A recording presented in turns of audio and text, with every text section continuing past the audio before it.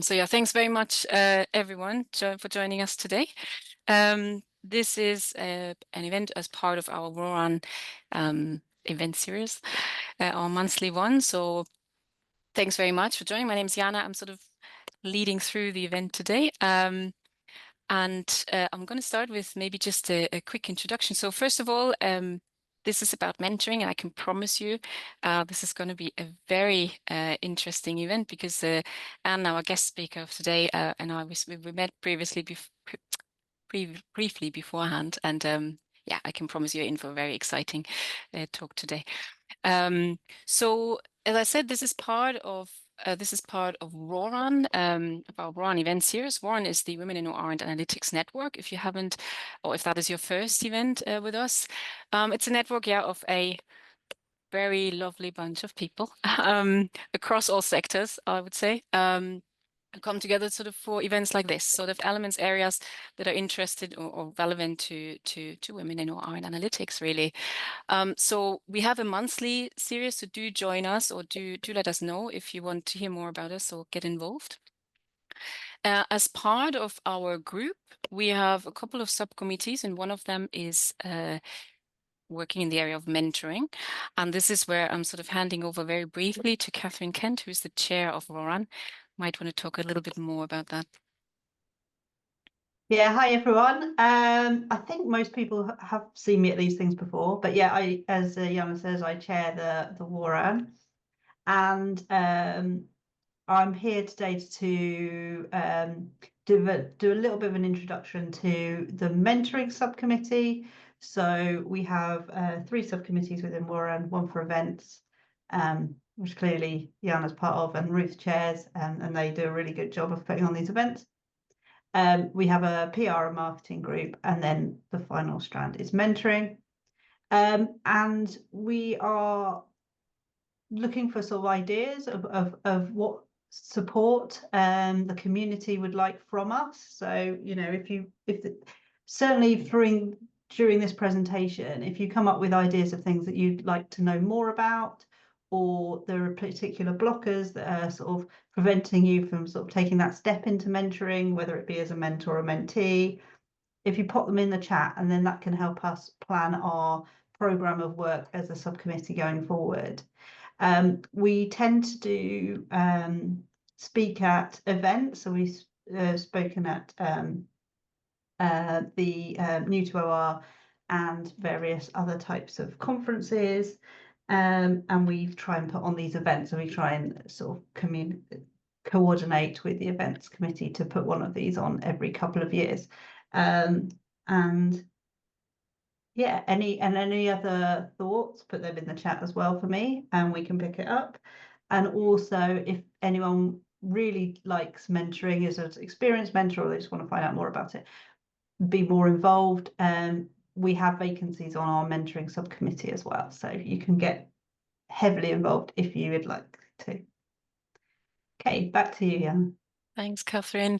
And maybe just to add, just already thinking ahead, we have another event. As I said, we have a monthly event series, and the next one is on the 24th of April. It's about the things I wish I'd known earlier, and I think we can all relate to that. We tend to run our events, just to say, we tend to run our events on the third Thursday of every month. In April, that has slightly changed, so just keep that in mind. It's the 24th of April. So that was our introduction to Roran. And now before Karen is coming in, so maybe I've said something wrong. The date has been changed from the 24th, I think, to the 29th of April. That is good to know. So everyone, this has changed to the 29th of April. It is also on our website, so you can have a look there as well. But now I would like to go or start with the main part of today. So this is me now introducing Anne Reinisch. She is a senior manager in the Welsh government as part of the economy division, a very experienced mentor, and we are very much looking forward to hear more from you, Anne, about your experience with mentoring, maybe as a mentee as well and as a mentor. So I suggest I'll hand over to you now for your presentation. Thank you. Great, thanks very much. Good afternoon, Pnawn da, everybody. I'm delighted to be here today. I actually met the Warren Network at Bangor at your event in, I think it was September, and was introduced to Ruth. And we talked about the possibility of me sharing your experiences and the experiences that I've had in the Welsh Government. So yeah, delighted to be here. Next slide, please. So as Jana said, I'm a senior manager within the Welsh Government. I can't believe that I've been there for 35 years this year, but I have. Clearly I started there as a child. I've worked on some really big projects in Wales, the Cyber Innovation Hub, Airbus Endeavour, and I currently lead a team of relationship managers who account manage the large companies in Wales. So Airbus, General Dynamics, British Airways Maintenance, Admiral. So out and about seeing clients, that's always been that kind of delivery arm of Welsh Government is the one I've always been involved in. And I've been a mentor for over 10 years. I was asked originally to support my line manager, a member of staff that reported to my line manager, and worked with her and really enjoyed it actually. So then looked at how I could develop that, and have worked with lots of people over many years in many stages of their careers. Next slide, please. So I thought mentoring was a kind of a relatively new thing, that, you know, it's a buzzword, it's something that all organizations like to do, but actually, you know, it started at Odysseus, who chose mentor to advise his son. So it does go back a long way. And some very influential people have been mentored, you know, Maya Angelou with Oprah Winfrey and Steve Jobs with Mark Zuckerberg. So I feel like it's a very well-trodden path that maybe we're only just learning about in the UK. Maybe the last 5 or 6 years in the Welsh Government, it's gained more profile. Next slide, please. So what are the benefits to the mentee? So I haven't written these myself, really. I went back to the people that I've mentored over the years and said, what helped you? What did you learn? And it was interesting to see what they came back with. The most obvious one, of course, is career development. Absolutely. But I would add that it's career development at all stages in your career. It's not just when you're young. And actually, for a lot of people, it's a lot of females, it's when maybe their family require less support and they've got more time and start thinking about what their next steps are in a career. So that was interesting for me, that it was kind of older people, that maybe it's because of my age, but it was older people predominantly that I worked with, and it was helping to build their confidence, which is a lovely thing to be able to do, but it's a sad thing really that they lost their confidence. But I think sometimes you just get a bit lost and you just need somebody to say to you, yeah, actually what you do is great. It's really hard to do what you do. So, you know, don't put yourself down. And I suppose that moves on to having that safe space and time to think about yourself, to be a little bit mindful. So just to step out of the day-to-day and start thinking about that little bit of developing self-awareness, self-reflection. You know, what is it that I like to do, and what is it that I'm good at? What do other people think about me? Because we don't sit down and think about ourselves very much generally, I don't think. And then the other thing that I've been able to do specifically is, because I've been in the Welsh Government for 35 years and I've moved around a lot. I've been very fortunate. I've actually lived in Chicago and Houston as part of my career. So I've got a very big network, so I can help people navigate the Welsh Government but I think LinkedIn does that outside of an organisation now, which is quite helpful too. Next slide, please. So what makes a good mentor? Well, clearly it's the ability to listen to what people are saying.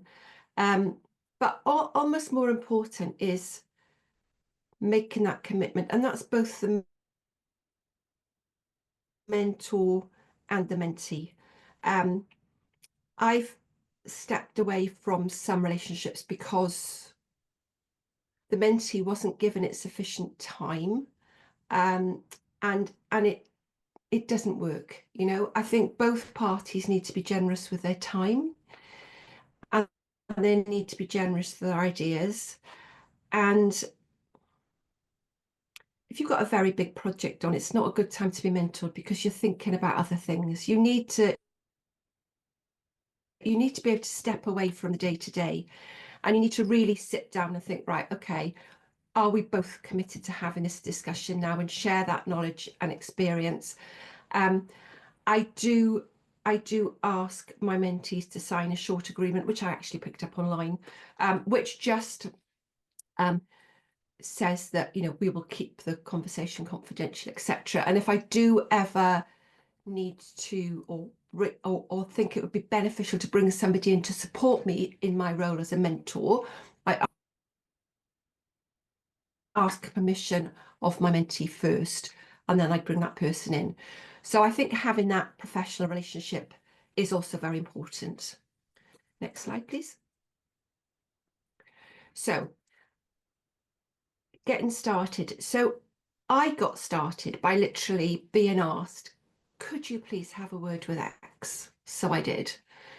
And then I got really interested in it, and I looked at some studies on mentoring, and I looked at an agreement, and we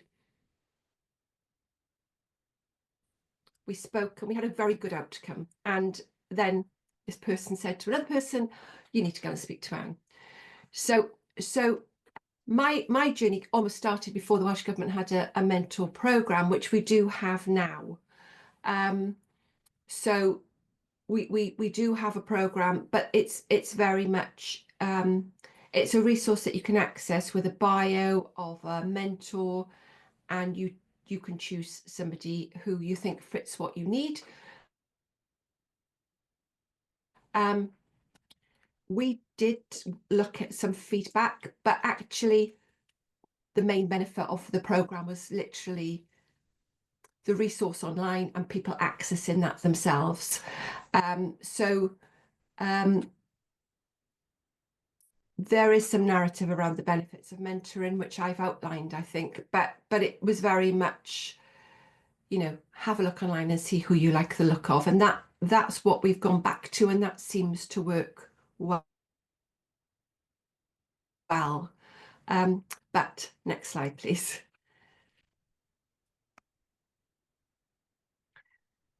So I would say don't over-engineer the process. It's at its very heart, it's two people having a confidential conversation that hopefully works. Okay, but if it doesn't work, that's okay too. And it is quite hard sometimes to sometimes they just wither on the vine. Sometimes I think you have to walk away and say, actually, you know what, this isn't working, is it? And have that very honest conversation. And sometimes people only want you for a short period of time. They only want to talk to you about a new opportunity, or how can you help me with this application, or I've got a new job, can you just talk me through the first 6 weeks? And I'm okay with that. You know, I don't want to talk to people for the sake of talking to them. I just talk to them when they need me, and as long as I've got time when they need to speak to me, then, you know, that works well. That's absolutely fine for me and them. And I think what I would say is, you know, just it's great that Warren have a mentoring program. You've got absolutely nothing to lose by introducing people who can have chats. the other thing that I found, I've learned such a lot from my mentees, you know, so it's a two-way conversation. But yeah, my advice would be just give it a go and see where it takes you. And I think that's all in terms of formal presentation. So diolch yn fawr. Thank you very much. And please, if you've got any questions, I'm very happy to try and answer them for you.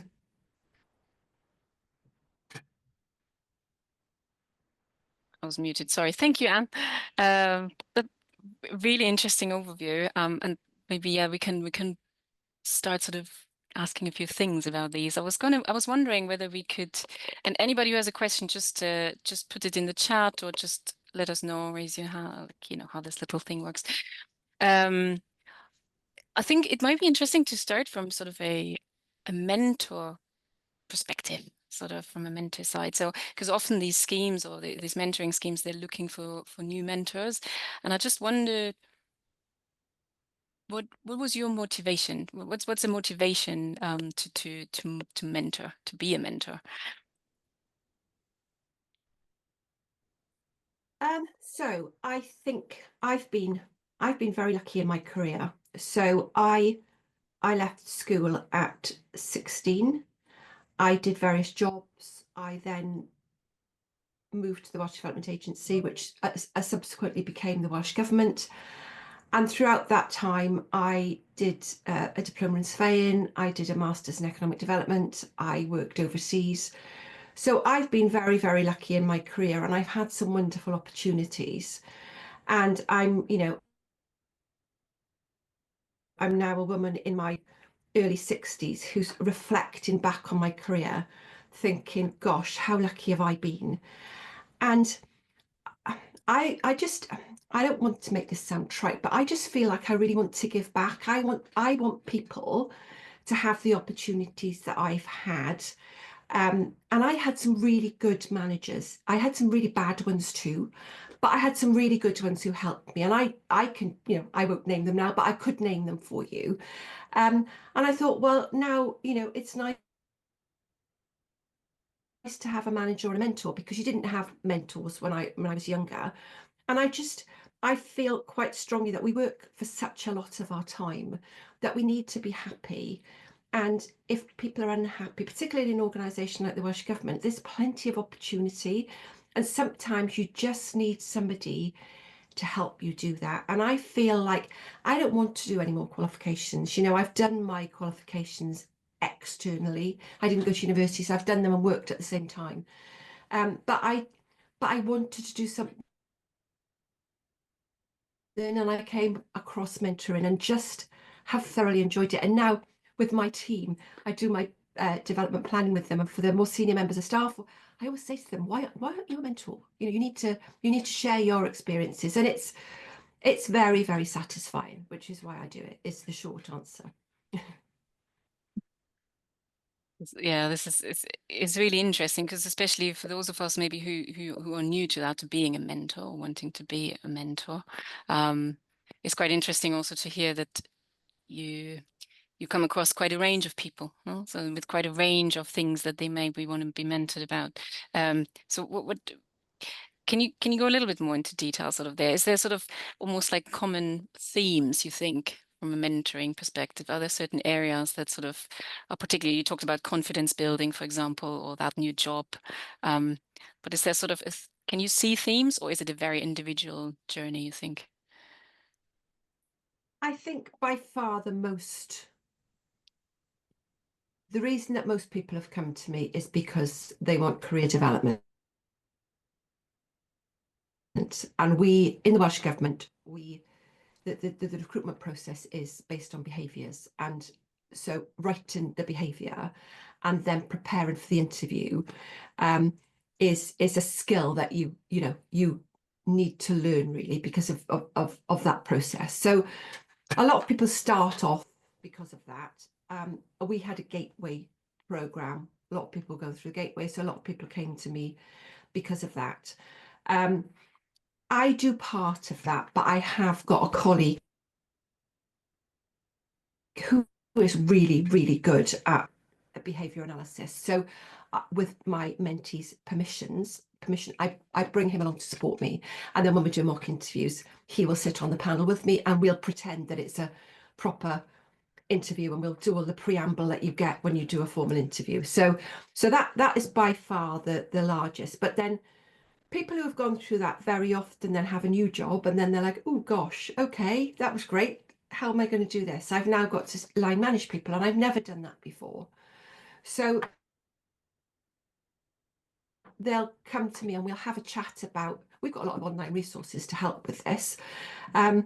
So that will be just building confidence.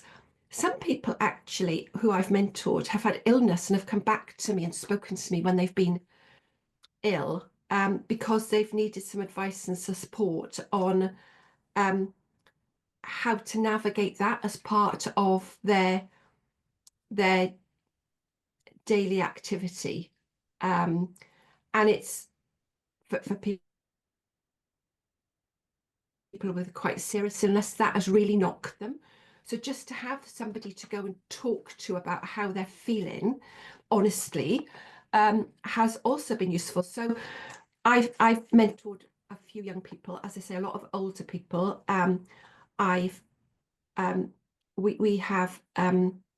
We want to encourage more diversity into our organisations. So I've managed diverse groups.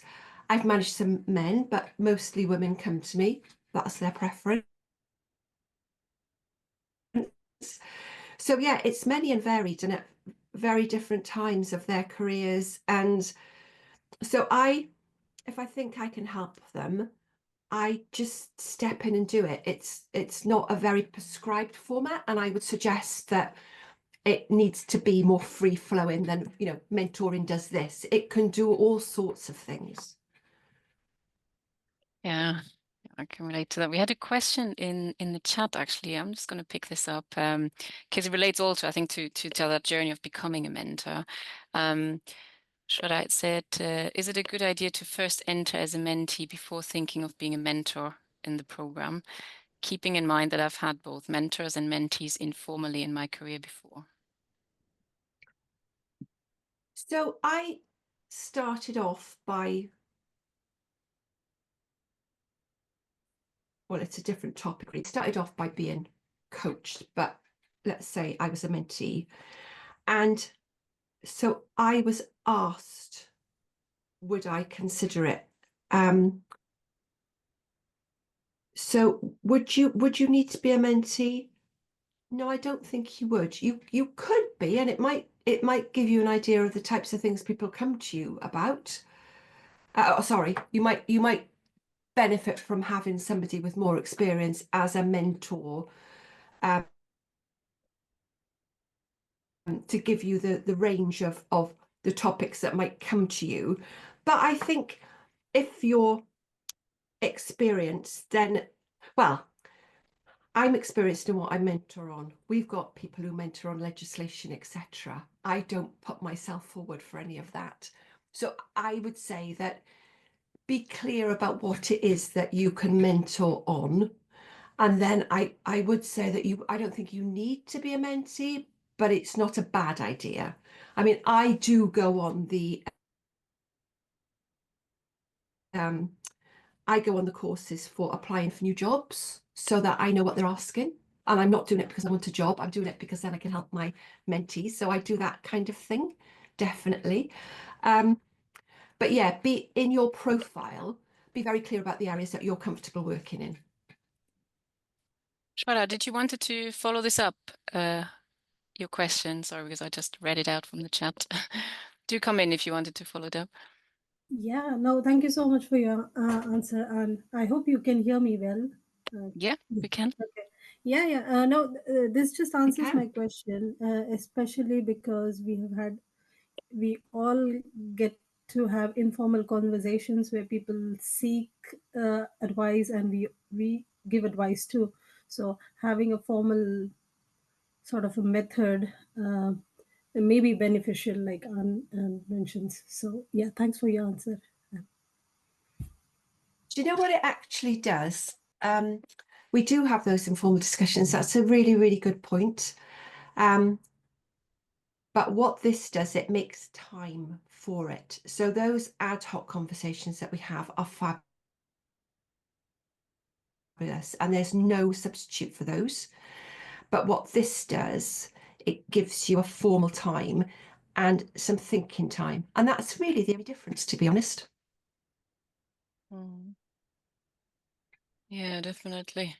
Um, And just thinking a little bit more about that role as a mentor, I thought there was an interesting point you made about you have a short agreement with your mentees. And I just wonder, is there any other, I suppose, dare I call it best practice when mentoring? Is there any sort of other sort of tips on that end in terms of that agreement or anything else that you could advise on or suggest? So I have, the agreement is about confidentiality. The other, I suppose, the other resources I would use are things like introductions to my network. So there's no kind of, I don't have any more formal agreements with them, but I'm kind of forever referring things on, introducing to other people, suggesting things that people could have a look at. You know, there might be a really good TED talk or something that I've just seen, but then equally my mentees will come back to me and say, gosh, Anne, this is really good, you need to look at this, which is great because that's then in my bank to give to another mentee should I need to. So yeah, there's nothing else formal, but I do keep an eye out on our intranet and more generally outside of the Welsh Government on matters that are of interest. I think, oh, I must mention that, you know, programmes of support that you'd see and referring people onto programmes. So there's a civil service programme called Beyond Boundaries, which is to increase diversity in the organisation. And one of my mentees said, oh, I can't go on that, I'm an HEO. I said, no, it's for everybody, but there won't be people like me on that. I said, I think there will be. I said, I think you need to apply. And she got on it and it was brilliant.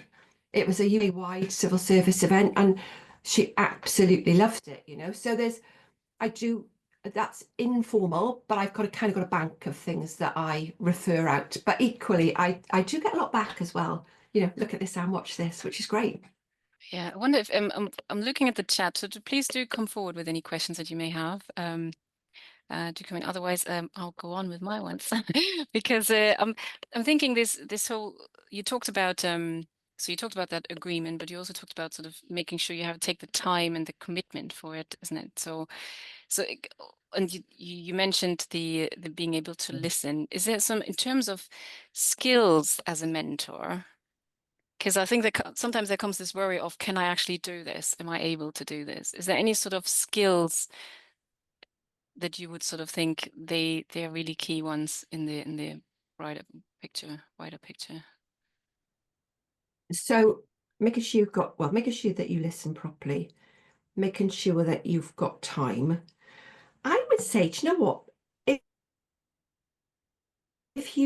If you can't help on a specific area, just be honest and say, do you know what? I'm not sure how I would advise you on that. So if you know that it's okay to say, I don't know, then most of the time you can advise people because they're normally generic issues that you've been through. And actually, you know, as a mentor, you're only really sharing your experiences. You're not. So maybe we could get on to the, you know, coach versus mentor. You know, a coach will give you all the tools to do your job. The mentor will just talk about their experiences. So if you haven't had that experience, you can't really help.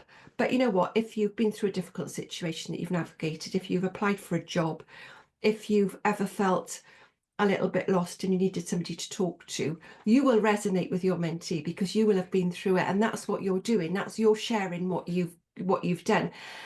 I had a very interesting conversation with a colleague yesterday who is now one of my team, but I had mentored her a few years ago. And clearly the team are having a chat about what's I'm like, because she kind of let slip and said to me, I told them, you don't do anything for us. You help us and you tell us how you think we should do it, but you don't write the reports for us, and we've got to work really hard ourselves to ensure that we get out of this what we need out of it. And I thought, gosh, that's an interesting observation. I don't do anything, but I don't do things for people.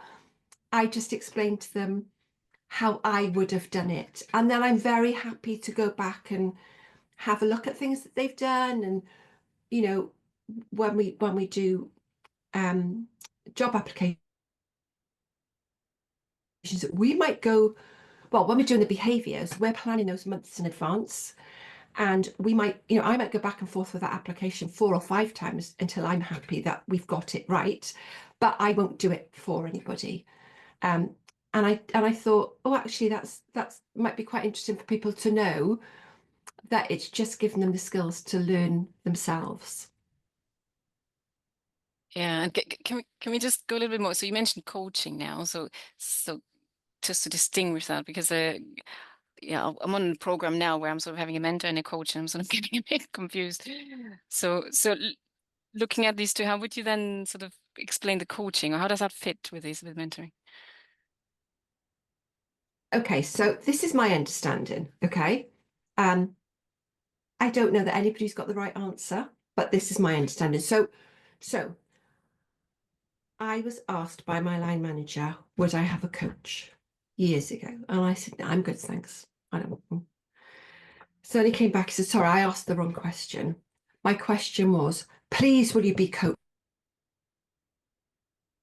Because this lady needs a grade 7 to coach, and you're a grade 7. Will you talk to her? I went, okay, that's a different question. And the answer to that is yes, of course, I'll help her. Okay. So we had pre-arranged meetings, and we talked about this was very generic, because, as I say, I didn't have a particular need. So it was a very generic discussion. And the lady who was coaching me gave me some tools, the GROW model, and some reading materials and things to look at that could help my development. So I did all of that. And I did really enjoy it, because it was the first time in many years that I'd really focused on myself, going back to my earlier comment about, you know, finding time and really manifesting a little. But then when we got it to the end of it, so funny, because she said to me, do you know what, this coaching has taught me, Anne, that I'm really a mentor, because I want to share my experiences with you. And that's kind of not what you do as a coach. You give people tools, whereas if you're a mentor, it's all about your own experiences. So the last couple of meetings, we kind of morphed into more of a coaching relationship, which did work much better for me. And then actually it was, I'd done a little bit of mentoring, and it was her that said, you need to formalize this a little bit now. And her and I both went, although she did the coaching course, she ended up becoming a mentor. So I think it's a very grey area, because I'm sure a good coach would morph into being a mentor. But generally, I would say a coach is more, these are the tools. A mentor is, this is my experience.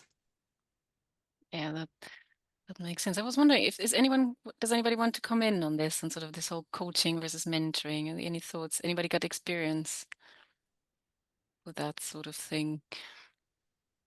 Catherine, do you want to come in? So it wasn't to answer, but if you don't mind me asking a question, if that's okay, Jana and Anne. Of course, of course.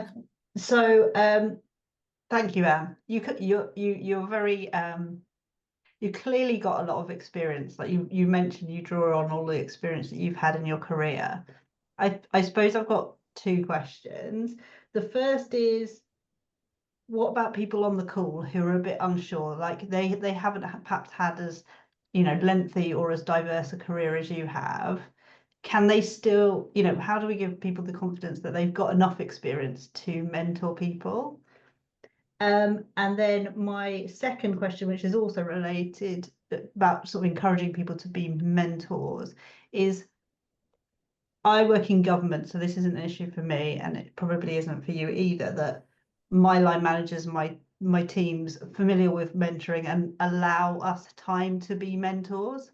But perhaps in some organizations where it's not so familiar, or they're not, they haven't done it as much, how do you persuade your organization to allow you time to be the mentor that they see as a good investment for you? So a couple of different things there. Thanks.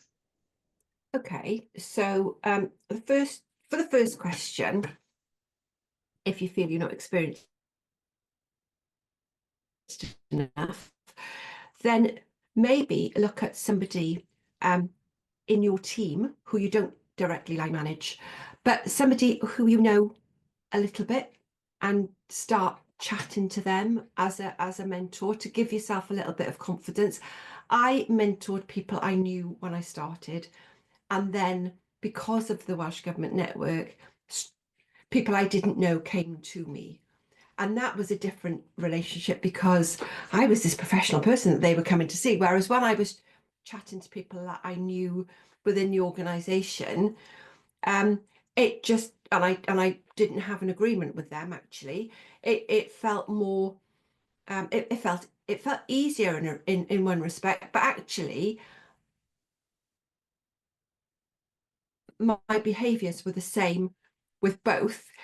But I think if you start with people that you know, then that builds up your confidence. And again, as I said, if you don't know, just say, do you know what, I really can't help you on that one. It's okay. It's okay not to know. It's okay. It's not something that we're always terribly comfortable saying. But this is a mentee relationship, so it's okay not to know. And I'm sorry, I can't remember your second question.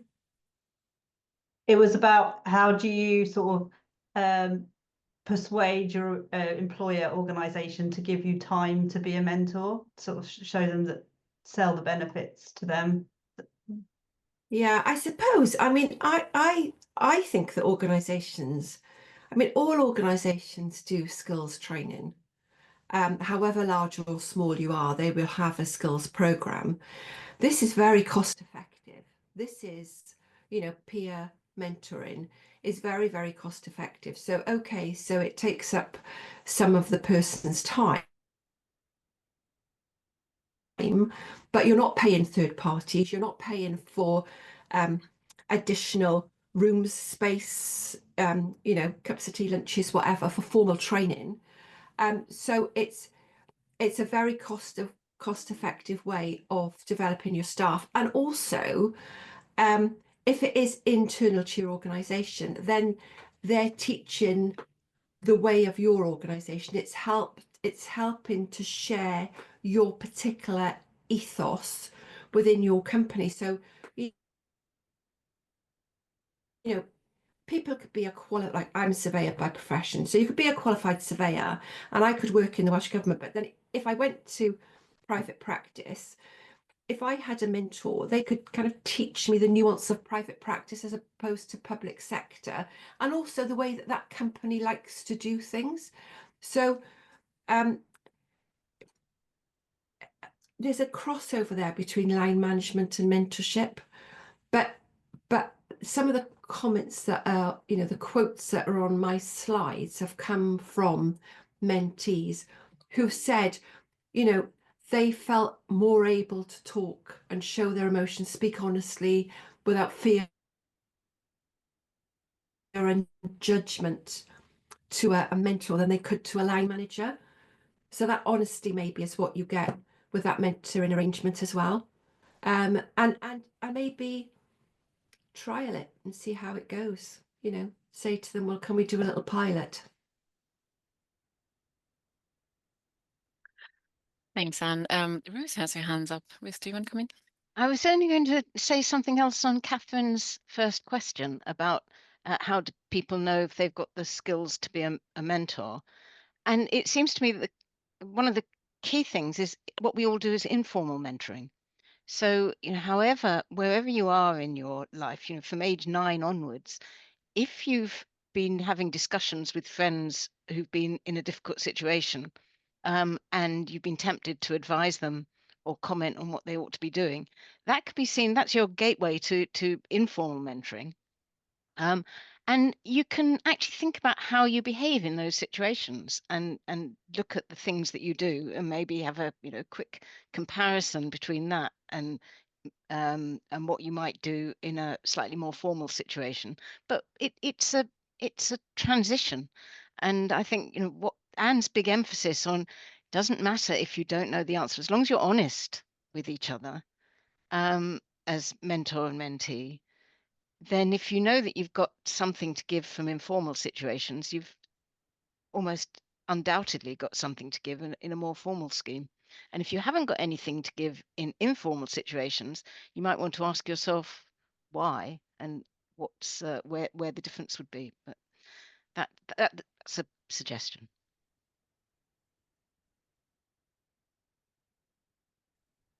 Yeah.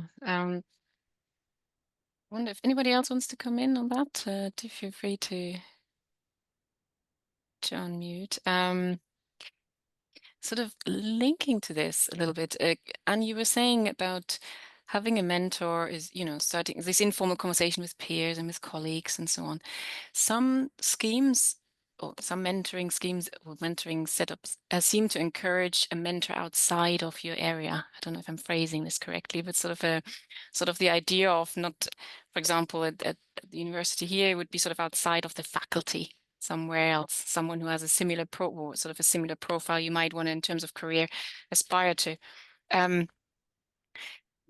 you see the challenges with that or benefits, or do you think that's is there anything else maybe to consider there when being a mentor outside of someone else's area? So I would say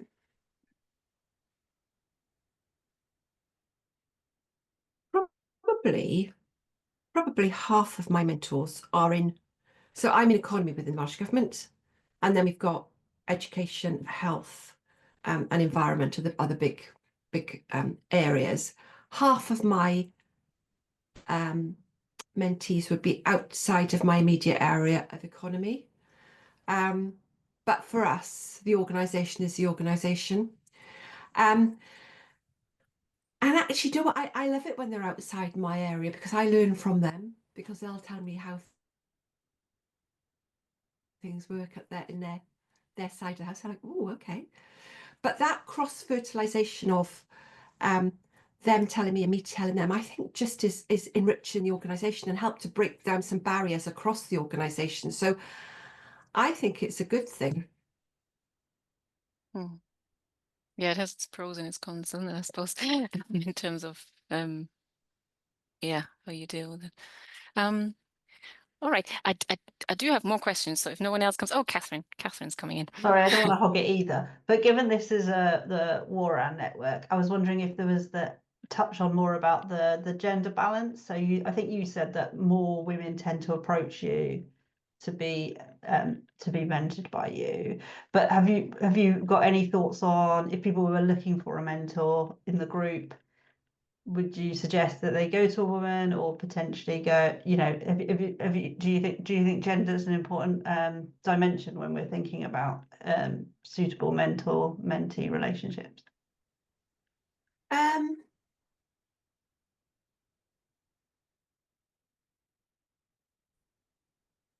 I think the way the Welsh Government does it, you get a profile online, so you can see somebody's life experiences, and life experiences from a professional viewpoint. Although in some cases there will be some personal information in there.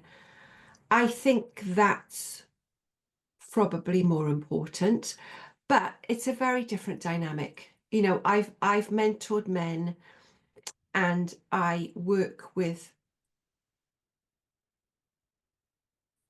a man who is a mentor and is a lot younger than me. And I think he's perfect for certain types of people. And actually he does specialize. The people who come to him tend to be men in their 30s. I tend to get women of a wide range, not mostly older, but I have mentored some younger people. So I don't know whether there's an advantage or disadvantage. I think, but maybe as a mentee, people look for somebody in their own image.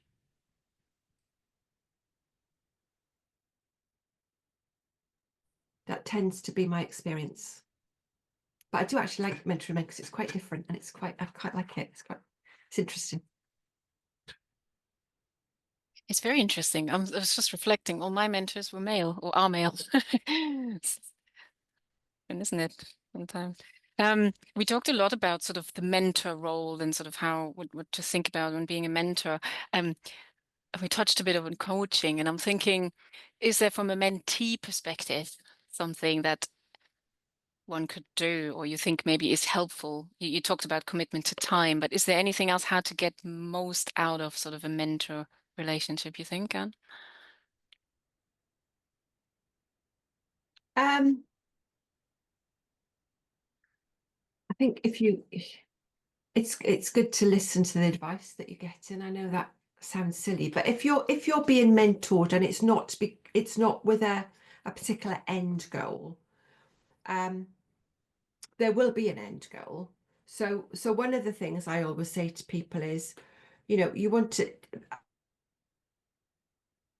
A lot of people come to me, or some people have come to me because they failed an interview or they failed a gateway, and they're very demoralised. And if you fail at a gateway or fail at an interview and you speak to HR, they'll often say, "Oh, why don't you consider a mentor?" So then, as a mentee, they come to me and they're like, "Oh, I haven't done this, and I'm hopeless, and I'm no good, and I didn't." So it's like, right, okay. So what are we going to learn from this so that when there's another opportunity, you can be better prepared? And generally it's because they didn't spend enough time preparing for that opportunity. So by starting much earlier, they've got much richer ideas to present at interview, but they have to really start working through those. And it's really hard to keep that motivation going when you can't see any opportunities coming. But the people who have done that have done very well, and they've sat down and thought about things. And what I've said to people is the kindest thing you can do to yourself is we have a wellbeing hour. Okay, we're very lucky. In your wellbeing hour, just sit down and think and read and look at what you want to do, and then you've got that hour. So when you next speak to me, normally sometimes it's every 2 weeks, usually every month. They've learned something in that time to share with me, but it is quite hard to keep that motivation going when there's not an end goal. But for some people, there's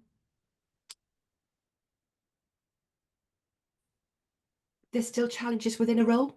So they'll be asked to do a new task and they'll be a bit unsure and they'll run that past me. So there's lots of kind of touch points. And sometimes, you've got an appointment and you literally just go, I haven't really got much to talk about today, and that's fine. But generally they do get quite a bit of homework off me. As my colleague said, Anne won't do it for you.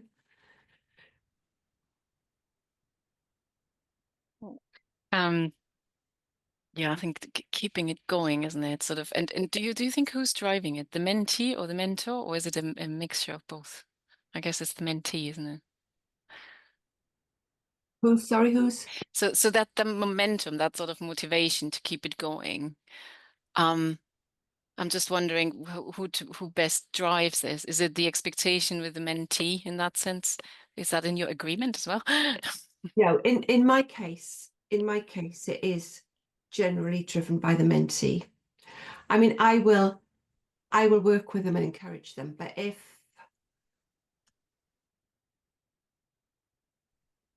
we reach a point where they don't need me for a little while and we have a little break, that's fine. But they do then come back if something else happens. So some people will stay with me all the time, but I think one of my points was, don't be offended if people don't want to talk to you. They will always come back to you next time, or next problem, or next illness, or next something. I'm like, okay, that's fine. I don't feel like I need to talk to people just for the sake of it. it's very, very much driven by the mentee in my case. Yeah. Excellent. Ruth, you made a point in the chat, which is, I think, really interesting, that it's not so much about gender, it was about knowledge and personality. Did you want to add on to this a little bit? Not not particularly. I just think you can get a huge amount from a coach or a mentor, but the chemistry has to be right. And there has to be the right degree of mutual respect, but also that mutual fit that you can tell that you're going to get something good from this person if you're a mentee or coachee. Not sure if that's the right word. And you can usually tell quite early on, I think, if it's going to work. So it's certainly during the first session. I could tell, even though I persevered for a little with the unsuccessful one. So I think it is so useful to get somebody else's perspective on your own problems and your own behaviors, and somebody who's got no skin in the game. So even friends can sometimes have their own agenda, and certainly managers or supervisors or senior people in the department will have their own agenda. And even though they might be wonderful and fantastically full of advice, they haven't got that same responsibility to put your needs first that a mentor or coach is actually taking on when they enter into that relationship. And I think you don't know, it's all of that you don't know what you don't know business. You don't know how limited your perspective is till somebody comes along and who's comes from a different angle and is looking from yours and theirs and teasing you, showing you where you could be. What teasing is not the right word, but it's just provoking you into thinking properly for yourself about what are the alternatives and how you might change and develop. So Bruce, I think that was a fantastic sort of final statement, I think, where at which point maybe we want to sort of stop here, although I'm sure there's lots of other questions and lots of other thoughts. I'm sure we can follow this up in maybe a follow-up event. Thank you very much, Anne, for joining us here today. The mentoring element, we said the OR Society does have a mentoring scheme. So I was wondering, Karen, if you want to come in and maybe just have a few final points on that. Yes, so the OR Society launched a pilot program last year. We had a nice, manageable partnering of about a dozen relationships, and we've just hit the year mark now. So we're looking to extend that program to get more mentors involved, and then extend it out to the get more mentees matched up with those mentors. So we will be putting a campaign out in the near future once we start getting all our feedback back from the existing pairs that have been mentoring over the last year, and really looking to expand that program and helping with the personal development of our members, really. And if anybody's got any questions about the mentoring program, I've put the link in the chat, and I can always share it afterwards with any other information that people would like me to share about the program. Or if they'd like to contact me directly, they can contact me at the OR Society. Excellent, Karen. Thank you. Thanks for the for all this, and yeah, thank you for everyone, and especially Anne today, for joining us here today and sharing all this information. I did share a feedback form. I hope that everyone got it. I'm sharing it here again because we're always very happy to get some feedback. So, Anne, thank you very much for that really honest and genuine and sort of, you know, account from you and all this advice. So thanks very much. And thank you everybody for attending. The next session is, we learned today, on the 29th of April. So we hope we see you there as well. Thank you very much. Have a lovely day. And do get in touch either via the feedback form if you have more interest in the group or any future events. Thanks very much. Thank you. Thanks. Diolch yn fawr. Thank you. Bye.